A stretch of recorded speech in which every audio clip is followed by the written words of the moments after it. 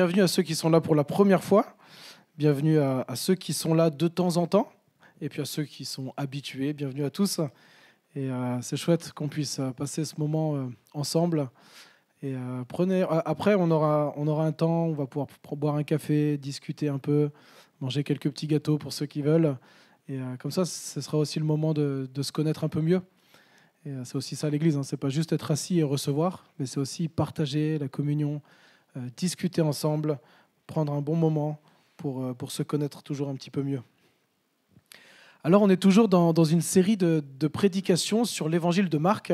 On a commencé ça il y a plus que 7 semaines. C'est la 7e prédication, mais de temps en temps, elle est entrecoupée par des baptêmes, par exemple. Donc, on est dans notre... Excusez-moi, je suis un peu malade, peut-être que je vais tousser un peu de temps en temps. On est à notre 7e prédication sur l'évangile de Marc. Et le titre qu'on a donné à cette série de prédications, un peu le titre qu'on pourrait donner en fait à l'évangile de Marc, c'est « Un roi différent pour un peuple différent ». Marc, c'était un disciple de Paul, de Pierre. C'est quelqu'un qui a œuvré pour l'évangile avec les apôtres Paul et Pierre. Et on pense, on n'en est pas sûr à 100%, parce que ce n'est pas écrit dans la Bible, mais les premiers chrétiens ont témoigné que Marc a écrit son évangile avec Pierre, et c'était derrière Marc, il y avait Pierre en fait. Donc un évangile de quelqu'un qui connaissait très bien Jésus, qui était très proche de Jésus. Et puis, alors je ne sais pas si vous avez avec vous le plan qu'on avait donné il y a quelques semaines. Si vous n'en avez pas, sur la table juste au fond, il y en a, vous pouvez aller en chercher un. Il y a le plan de l'évangile de Marc avec toutes les prédications. Et puis, il y a aussi des Bibles, si vous n'en avez pas. Vous pouvez aller vous servir, en prendre une, et on est content de vous l'offrir. Ce qu'on avait vu dans l'évangile de Marc au chapitre 5, c'est que Jésus démontrait sa divine puissance. Il avait fait des miracles incroyables. Et on avait vu que cette puissance divine de Jésus-Christ impactait en profondeur notre foi. Et puis, ensuite, le début du chapitre 6, les versets 1 à 33, si on regarde dans les évangiles, dans l'évangile de Marc, on voit qu'on va rentrer un petit peu dans l'intimité de Jésus. D'abord, Jésus il va à Nazareth, dans sa ville, là où il a grandi, et on va voir qu'il est rejeté par les siens, par sa famille, par ses compagnons, par ses voisins. Il est rejeté parce qu'il y a beaucoup d'incrédulité. Les gens ne croient pas que ce petit bout de chou qu'ils ont vu grandir puisse être le Messie. Ensuite, il va envoyer ses disciples en mission à Nazareth ou dans les villes aux alentours. Peut-être que s'ils n'écoutent pas Jésus, ils écouteront des étrangers. On voit ça au verset 6-13 du chapitre 6. Après, on a une petite aparté sur la mort de Jean-Baptiste. Pourquoi Jean-Baptiste est mort ? Et Jonathan, la semaine dernière, avait prêché sur ce texte. Et on voit qu'il est mort parce qu'il avait dénoncé le péché de Hérode et de sa femme Hérodiade. Et ça n'avait pas plu à sa femme. Et donc, du coup, on avait vu, quand on refuse que quelqu'un nous montre notre péché, combien il peut y avoir des conséquences désastreuses quand on n'écoute pas les mises en garde. Et puis, on arrive au verset 34. Et là, on voit Marc qui réinsiste sur la divine puissance de Jésus-Christ. On sort de l'intimité autour de Jésus-Christ et on retrouve Jésus parmi les foules. Jésus qui va manifester qu'il est le Fils de Dieu, celui qui a une puissance extraordinaire. Sauf que cette fois-ci, Marc, il veut nous encourager en nous montrant que nous sommes sous la protection de Jésus-Christ. On peut être protégé par Jésus-Christ, ce grand roi divin. Alors vous voyez là, c'est juste un petit rappel, hein, vous avez Israël à l'époque de Jésus, et pour l'instant, tout ce qu'on a lu dans l'évangile de Marc se trouve là dans cette partie autour du lac de Galilée. Si on regarde si on zoome un petit peu plus, on a ici Génézareth, on va en parler tout à l'heure, on a Bethsaïda qui est ici, on va en parler tout à l'heure. On est vraiment autour de ce lac, et il y a Nazareth qui est un petit peu plus loin ici. C'est la région de la Galilée. Et Jésus, pendant tout le début de l'évangile de Marc, Jésus reste en Galilée. En tout cas, Marc relate les événements qui étaient proches de la Galilée. Et pour bien comprendre le texte de ce matin, j'aimerais vous raconter une petite anecdote que j'ai lue un jour. C'était il y a quelques années, à l'époque où on pouvait faire des petites annonces sur les journaux. Moi, je n'ai pas connu ça. Enfin, je pense que je suis né à la fin où ça se faisait encore. Peut-être qu'il y en a qui ont connu ça un petit peu plus. Et puis, c'était en Suisse. Et en Suisse, ce qu'ils pouvaient faire, alors ça c'est chouette, je ne sais pas si en France c'était possible de faire ça, mais les pasteurs, les prédicateurs, ils pouvaient mettre dans le journal une annonce qui donnait le thème de leur prédication du dimanche. Et comme ça, les gens du village, s'ils voulaient, ils pouvaient venir pour voir de quoi ça allait parler. Donc ce pasteur appelle ce journal et il donne le thème qui est « Le Seigneur est mon berger ». Et le journaliste demande « C'est tout ?» Et il répond « Le Seigneur est mon berger, ça suffit ».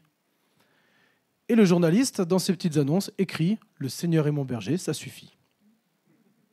Alors ce n'était pas exactement le thème, mais au final, ce pasteur explique combien en fait ce titre était encore plus pertinent que ce qu'il avait prévu. Et il écrit « Connaître le Seigneur comme celui qui nous protège et qui pourvoit à nos besoins suffit en effet à apaiser toutes nos craintes et adoucir tous nos chagrins. » On l'a chanté tout à l'heure, hein, « J'ai besoin de toi ». Connaître le Seigneur, connaître celui qui nous protège, le Seigneur Jésus, celui qui pourvoit à tous nos besoins, suscite en effet à apaiser toutes nos craintes et à adoucir tous nos chagrins. On pourrait résumer le texte qu'on va lire maintenant dans l'évangile de Marc au chapitre 6 en disant que Jésus démontre sa divine puissance en prenant soin de tous nos besoins. Vous y croyez à ça ? Jésus prend soin de tous nos besoins.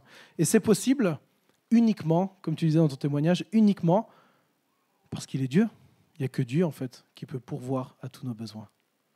Et quand Jésus démontre sa divinité, il nous montre aussi qu'il peut pourvoir à tous nos besoins. Alors je vous propose qu'on prenne ensemble l'évangile de Marc.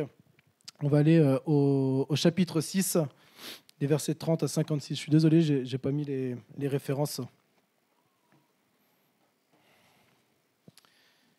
Marc chapitre 6, verset 30 jusqu'à 56. Pardon, j'ai dit quoi ? J'ai dit 36 peut-être. Pardon, excusez-moi. Marc 6, 30 jusqu'à la fin du chapitre 6. Alors, les apôtres se rassemblèrent auprès de Jésus et lui racontèrent tout ce qu'ils avaient fait et ce qu'ils avaient enseigné. Il leur dit « Venez à l'écart dans un lieu désert et reposez-vous un peu. » Car beaucoup de personnes allaient et venaient, et ils n'avaient pas même le temps de manger. Ils partirent donc dans la barque pour aller à l'écart dans un lieu désert. Plusieurs les virent s'en aller et les reconnurent, et de toutes les villes, on accourut à pied, et on les devança là où ils se rendaient. Quand il sortit de la barque, Jésus vit une grande foule et en eut compassion, parce qu'ils étaient comme des brebis qui n'ont pas de berger. Et il se mit à les enseigner longuement. Comme l'heure était déjà avancée, ses disciples s'approchèrent de lui et dirent « Ce lieu est désert et l'heure est déjà avancée. Renvoie-les, afin qu'ils aillent dans les campagnes et dans les villages des environs pour s'acheter de quoi manger. » Jésus leur répondit « Donnez-leur vous-même à manger. » Mais ils lui dirent « Irons-nous acheter des pains pour 200 deniers et leur donnerons-nous à manger ?» Et il leur répondit « Combien avez-vous de pain ? Allez voir. » Ils s'en informèrent et répondirent « 5 et 2 poissons. » Alors, il leur commanda de les faire tous asseoir en groupe sur l'herbe verte, et ils s'assirent par rangées de 100 et de 50. Il prit les 5 pains et les 2 poissons, leva les yeux vers le ciel et dit la bénédiction. Puis, il rompit les pains et les donna aux disciples pour les distribuer à la foule. Il partagea aussi les 2 poissons entre tous. Tous mangèrent et furent rassasiés. Et l'on emporta 12 paniers pleins de morceaux de pain et de poissons. Ceux qui avaient mangé les pains étaient 5000 hommes. Aussitôt après, il obligea ses disciples à monter dans la barque et à le précéder sur l'autre rive vers Bethsaïda, pendant que lui-même renverrait la foule. Quand il eut pris congé d'elle, il s'en alla sur la montagne pour prier. Le soir venu, la barque était au milieu de la mer, et Jésus était seul à terre. Il vit qu'ils avaient beaucoup de peine à ramer, car le vent était contraire. À la 4e veille de la nuit environ, il alla vers eux en marchant sur la mer, et il voulait les dépasser. Quand ils le virent marcher sur la mer, ils pensèrent que c'était un fantôme, et ils poussèrent des cris, car ils le voyaient tous, et ils furent troublés. Aussitôt, Jésus leur parla et leur dit « Rassurez-vous, c'est moi, n'ayez pas peur. » Puis, il monta auprès d'eux dans la barque et le vent tomba. En eux-mêmes, ils étaient stupéfaits, car ils n'avaient pas compris le miracle de pain, parce que leur cœur était endurci. Après avoir achevé leur traversée, ils arrivèrent dans le pays de Génézareth et ils abordèrent. Quand ils furent sortis de la barque, les gens reconnurent aussitôt Jésus, parcoururent toute la région et se mirent à apporter des malades sur des grabats, partout où l'on apprenait qu'il était.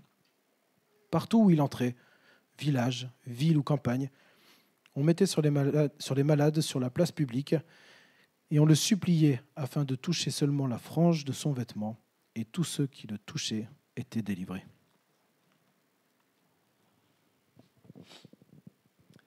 On va voir dans ce texte comment est-ce que Jésus prend soin de tous nos besoins.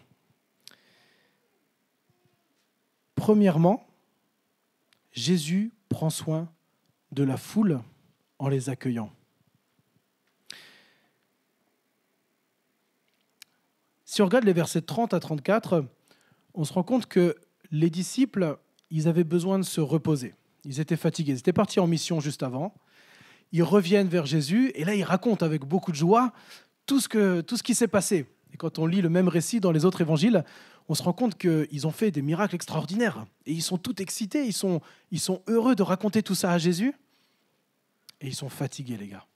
Ils ont parcouru des kilomètres à pied, ils ont guéri des malades, ils ont fait des miracles, ils ont eu des bains de foule. Et Jésus, quand il les voit arriver, qu'est-ce qu'il leur dit ? Venez, on va aller se retirer un petit peu et on va aller se reposer. Alors j'imagine les disciples à ce moment-là qui devaient être super contents. C'est bon, on va pouvoir se poser. Mais problème, quand ils débarquent dans un lieu qui devait être déserte, la foule est là et les attend. Et Jésus choisit de reporter son repos.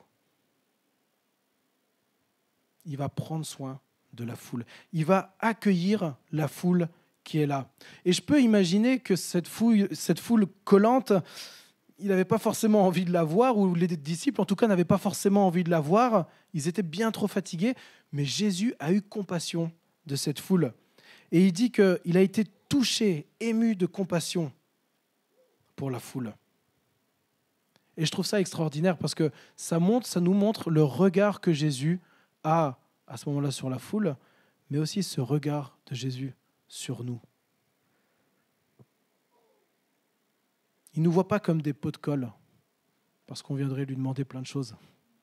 Il ne nous voit pas comme des perturbateurs qui viendraient troubler son repos.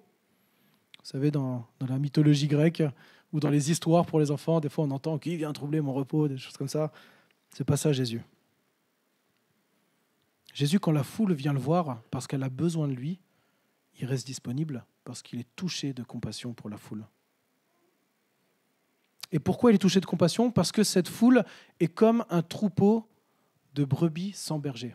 Je ne sais pas si vous imaginez à quoi ça ressemblerait. J'en ai jamais vu un troupeau de brebis sans berger. Je me souviens une fois avoir vu un troupeau de brebis, de moutons. Enfin, il y a plein de trucs, je ne sais pas trop exactement. Il y avait des animaux en tout cas, je ne suis pas un spécialiste. Et j'étais impressionné de voir cette masse de centaines d'animaux qui marchaient ensemble. C'était incroyable, avec un bonhomme qui les guidait. Et en plus de ça, il n'y avait même pas d'animaux, il n'y avait même pas de chiens pour l'aider. Je trouvais ça incroyable, juste par ses cris, comment il pouvait guider tout ça. Et je me dis, tout ce groupe d'animaux, s'il n'y a pas de berger, qu'est-ce qui se passe ? Soit ils partent dans tous les sens, et c'est n'importe quoi, ils risquent pour leur vie, ces animaux. Soit ils vont tous suivre une seule bête, mais qui est autant aveugle que les autres, qui ne peut pas guider les autres, et ils risquent de tous mourir aussi. Et Jésus, c'est ça qu'il voit, une foule qui est perdue. Et c'est terrible pour lui. Alors il les accueille. Et ça me touche parce que je me pose la question, quand je lisais ce texte, je me posais la question, mais combien de fois est-ce que moi-même je manque de compassion pour les gens et je vois les gens plus comme peut-être des perturbateurs, des pots de colle, des gens qui changent mon programme, mes objectifs, mon but de la journée, le repos qui m'attend, bien mérité. Et là, il se passe quelque chose et je me dis, purée. Là, dans notre texte, ce n'est pas comme ça que Jésus se comporte.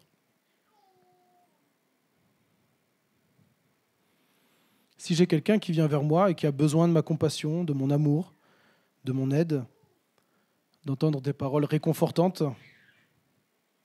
d'être encouragé, exhorté, enseigné, qu'est-ce que je fais?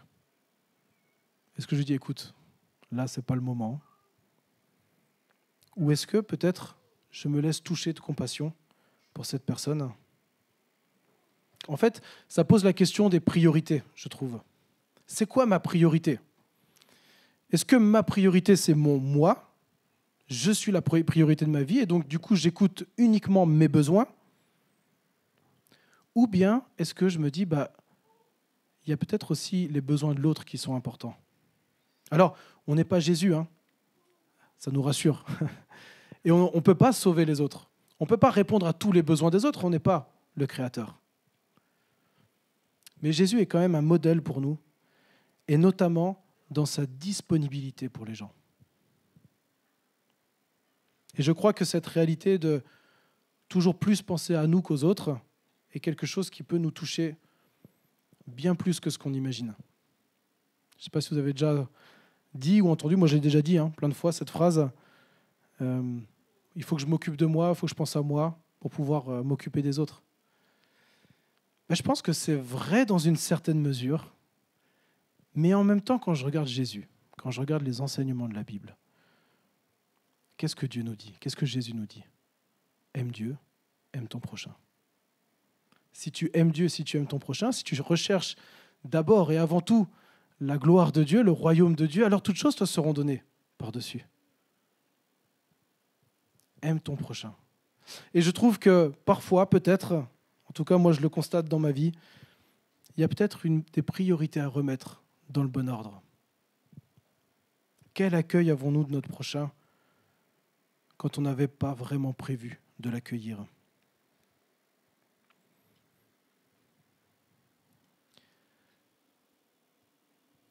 On continue. Jésus prend soin de la foule en les enseignant.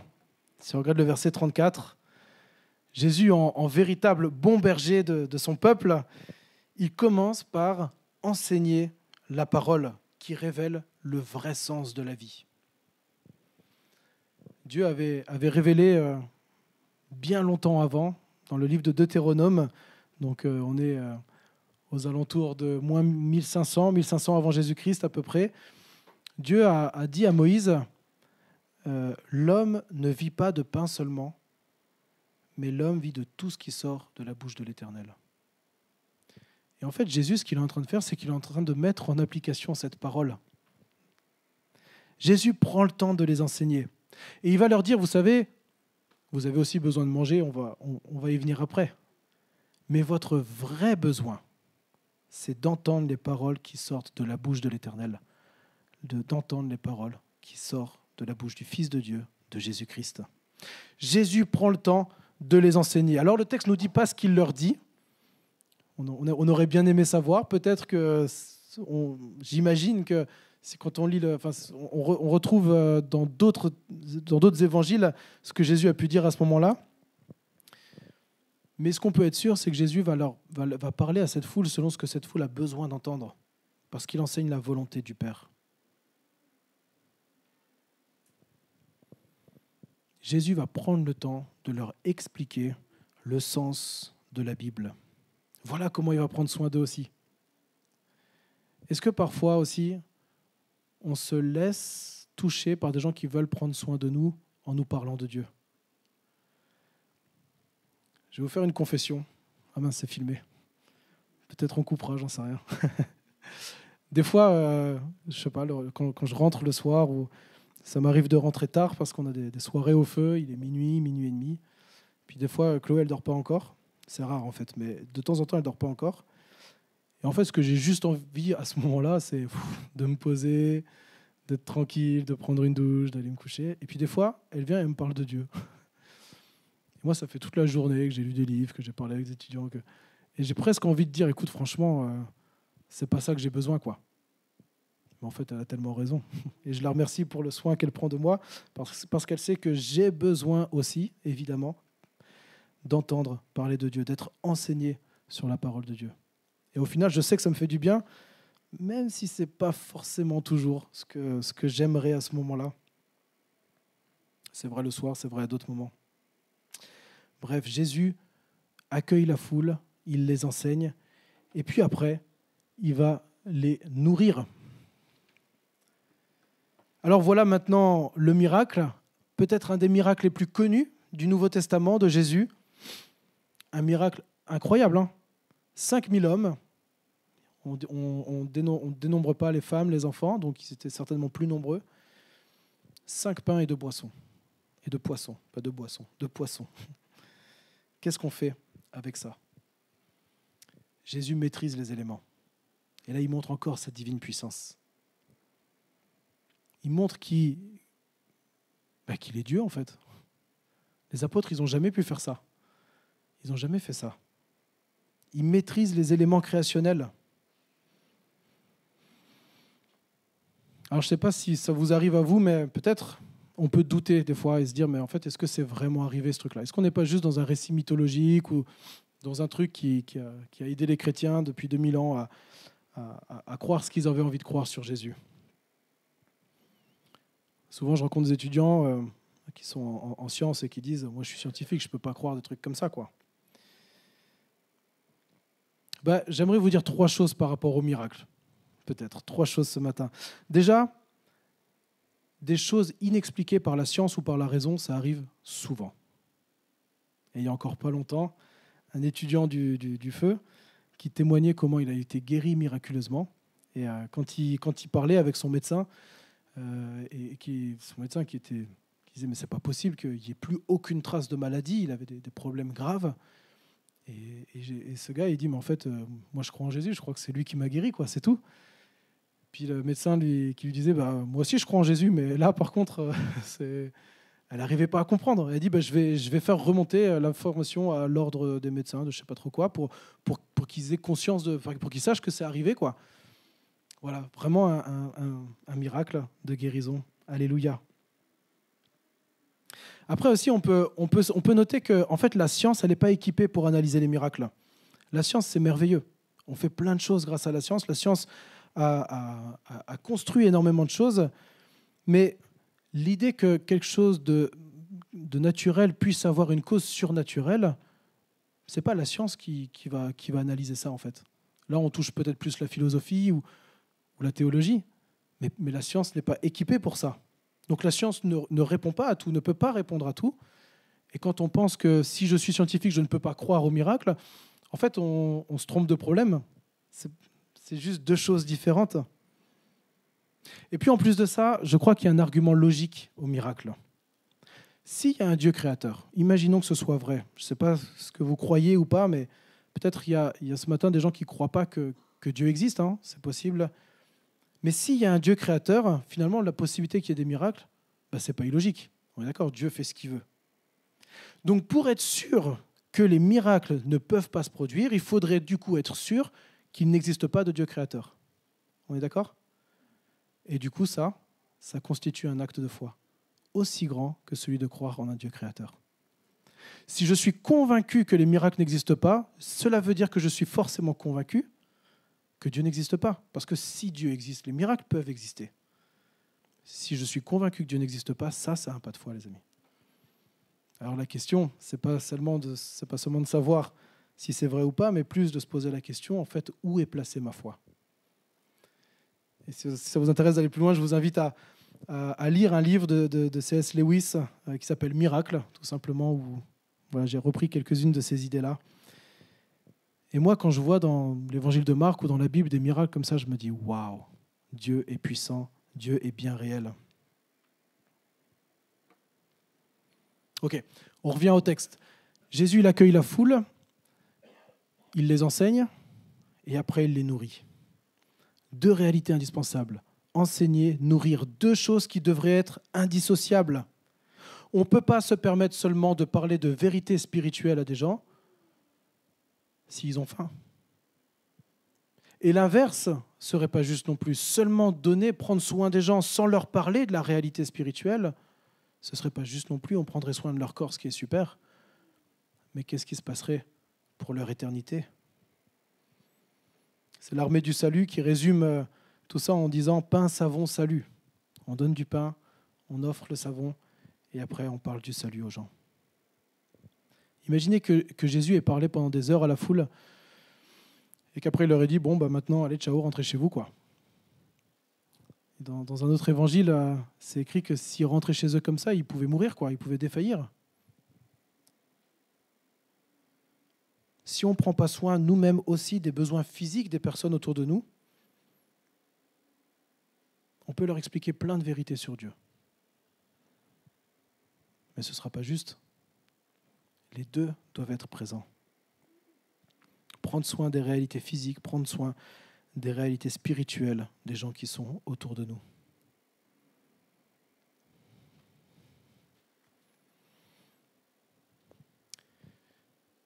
Jésus démontre sa divine puissance, il prend soin des besoins, il accueille les gens, il enseigne les gens pour nourrir leurs besoins spirituels, il leur donne à manger dans la foule qui est là pour les nourrir.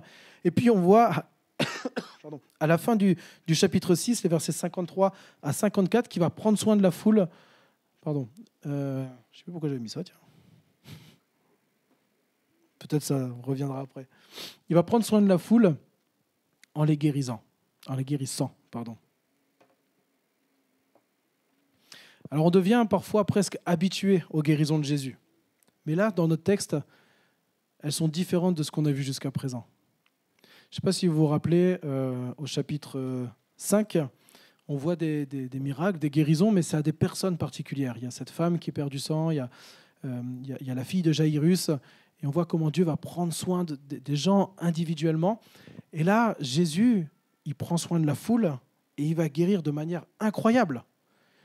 Il suffisait, les gens mettaient juste des malades sur la place et il suffisait que Jésus passe, qu'il touche son vêtement et ils étaient guéris. Un truc de fou quand même. On est dans une autre échelle. Elle devait être extraordinaire, cette scène. Les délivrances, ce berger d'Israël qui enseigne, qui prend soin en donnant à manger, en enseignant la parole de vérité, qui parle au nom de Dieu le Père et qui guérit et qui transforme les vies, qui restaure les vies, comme on l'a entendu tout à l'heure.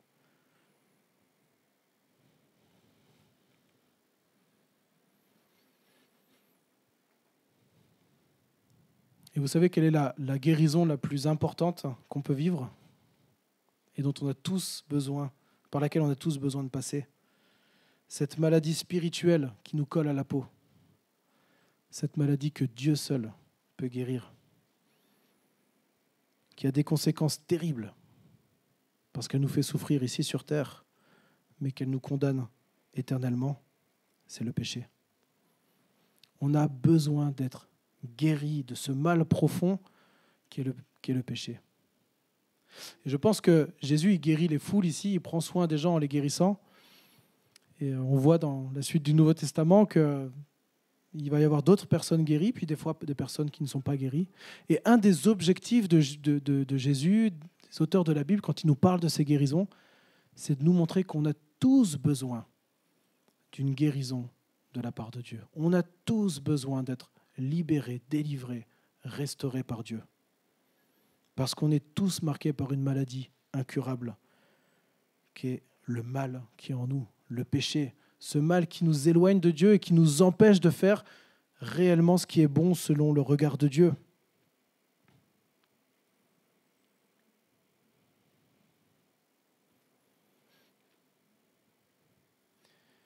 Et ce qui est incroyable, c'est que c'est la seule maladie dont on est sûr à 100% qu'elle peut être guérie. Il y a plein d'autres maladies, on ne sait pas si on sera guéri. Certains d'entre nous le savent, on est malade. On demande la guérison à Dieu, mais il fait ce qu'il veut. Il peut peut-être ne pas nous guérir. Mais si on s'approche de Jésus, en lui disant, comme on l'a lu tout à l'heure, « Aie pitié de moi, interviens dans ma vie, délivre-moi de mon péché, de ce mal qui m'éloigne de toi », alors Jésus nous guérira de notre péché. Et par la foi en Jésus, en croyant que Jésus a cette divine puissance de pouvoir nous délivrer de cette maladie qui nous colle à la peau, de ce mal qui est là, on a la certitude que le pardon est possible et la vie éternelle avec Dieu est possible.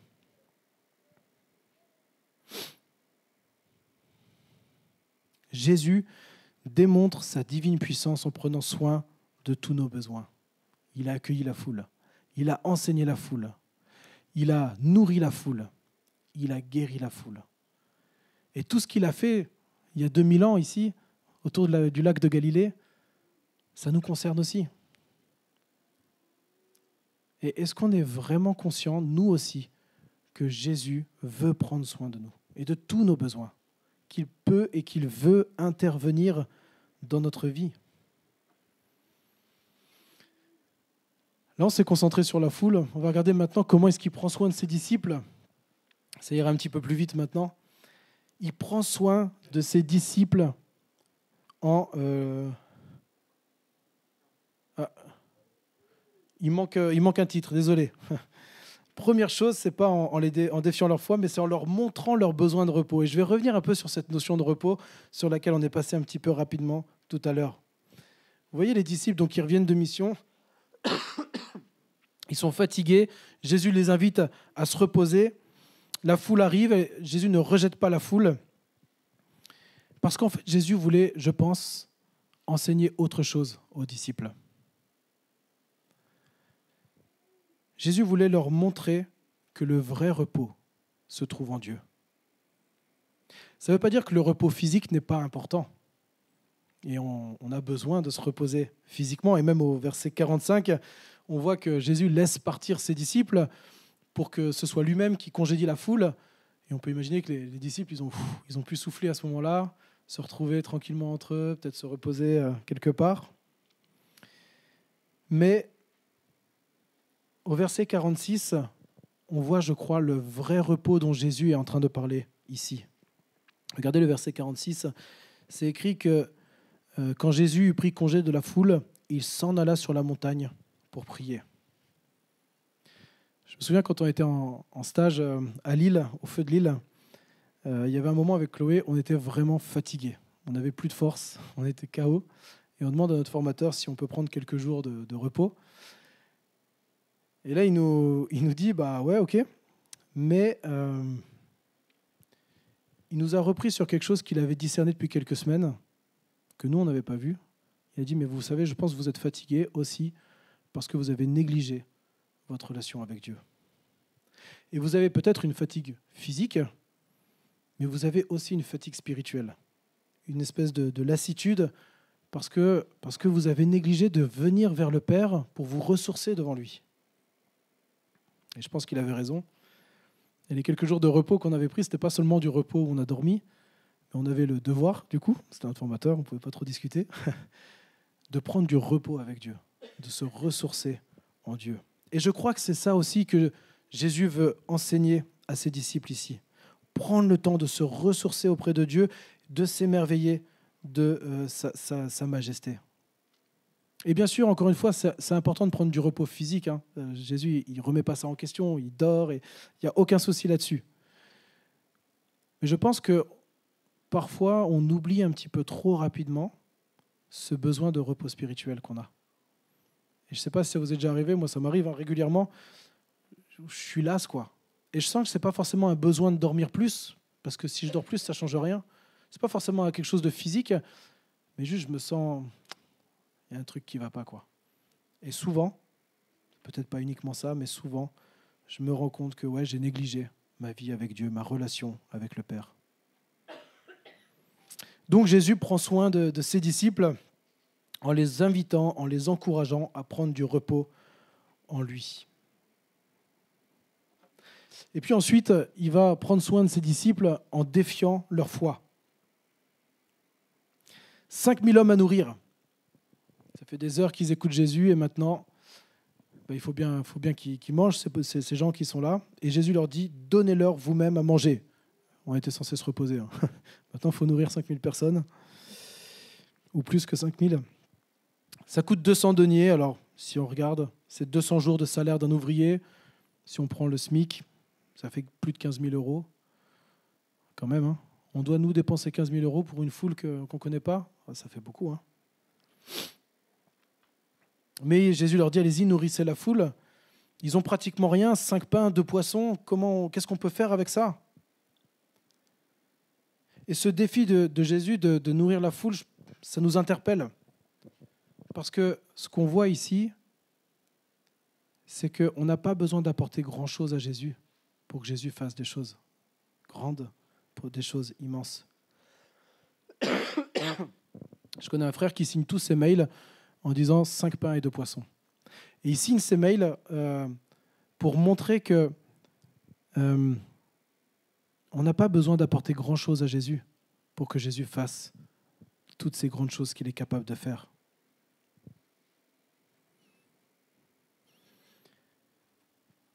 Et j'aime bien me poser la question, c'est quoi les 5 pains et les 2 poissons que j'ai, que je peux apporter à Jésus pour qu'il en fasse des grandes choses? Ce qui compte, en fait, ce n'est pas tellement la grandeur de notre foi, mais plus la grandeur de Dieu qui peut faire des choses énormes avec pas grand-chose qu'on lui apporte, et parfois on n'a pas grand-chose à lui apporter.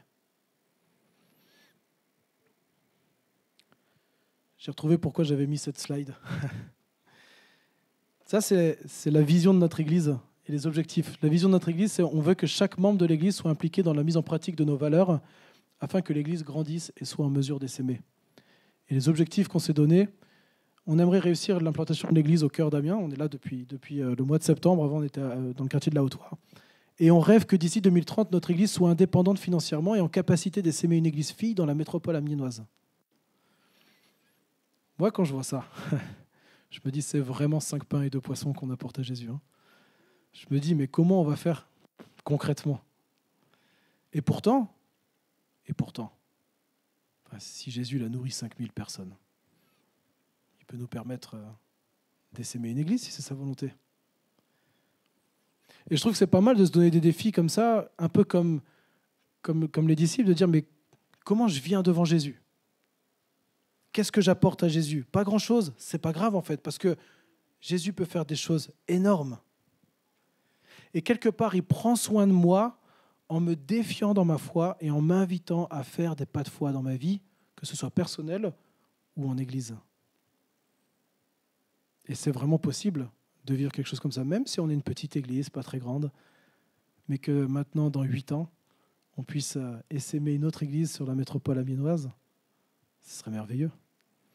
Alors on vient devant Jésus avec nos 5 pains, nos 2 poissons, en disant « Fais des grandes choses, s'il te plaît ». Jésus démontre sa divine puissance en prenant soin de nos besoins, notamment en défiant la foi de ses disciples, en nous défiant dans notre foi. Ensuite, on voit qu'il veille sur eux au verset 47-48, un tout petit verset où les disciples ils sont en train de galérer avec la tempête et Jésus les voit. Et il veille sur eux à ce moment-là. Une seule phrase, mais tellement profonde. Et c'est tellement encourageant de savoir qu'au milieu des tempêtes, Jésus nous voit. Et même, Jésus intercède auprès du Père pour nous. Ça, c'est Paul qui nous le dit dans l'Épître aux Romains.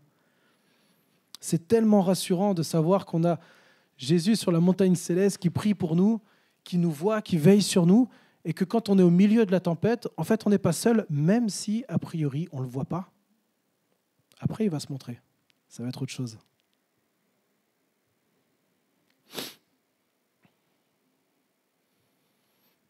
Hier, Phinéas, il a commencé à faire du vélo. Ça y est, il arrive à faire du vélo à 2 roues. Et alors, c'est génial, parce que du coup, donc, je suis avec lui, je cours derrière lui. D'abord, je tiens le vélo, et puis à un moment, on lâche un petit peu, et puis ça tangue, et puis on rattrape. Et puis au fur et à mesure, au bout de quelques essais, voilà, il trouve l'équilibre, il arrive à faire du vélo. Et si jamais, ça arrivait un moment, j'ai mon attention qui est détournée parce que je suis en train de surveiller Aniel qui est en train de manger les cailloux, Noli qui part de l'autre côté, machin. En fait, il voit que je le surveille plus. Et là, il prend peur. Et il tombe. Bon, il se fait pas mal, il est bien protégé, ça va. Mais en vivant ça hier, je me suis dit, waouh, en fait, c'est pareil avec Jésus. Tant qu'on sait qu'il veille sur nous, on peut passer des tempêtes, on peut passer des moments difficiles, on sait qu'il est là. Et ça nous rassure. Si jamais il était absent, ah ouais, là franchement, on n'aurait plus aucun espoir. Donc Jésus prend soin, veille sur ses disciples. Jésus prend soin de ses disciples et il les rassure. On terminera avec ça. Il va à la rencontre des disciples sur la mer agitée. Et les disciples sont paniqués, ils ont peur. Ils croient voir un fantôme. Mais Jésus les rassure et leur dit, « Rassurez-vous, c'est moi, n'ayez pas peur. » Et ils montent dans la barque, le vent s'arrête, miracle incroyable, il marche sur l'eau, il calme la tempête. Jésus nous rassure. Et je ne sais pas comment vous vous sentez par rapport à Dieu ce matin. Est-ce que vous êtes rassuré dans votre vie avec Dieu? Est-ce que peut-être vous êtes comme les disciples avec des questionnements, vous avez peur? On voit toutes les émotions qui sont là et ils ne savent pas trop ce qui se passe, pourquoi, ils sont remplis de plein d'émotions différentes. Et Jésus nous dit aussi, rassure-toi, n'aie pas peur, c'est moi. Et si on est chrétien, comme tu le témoignais Romain tout à l'heure, on a pris conscience de ce Jésus qui nous rassure, qui prend soin de nous. On lui a donné notre vie.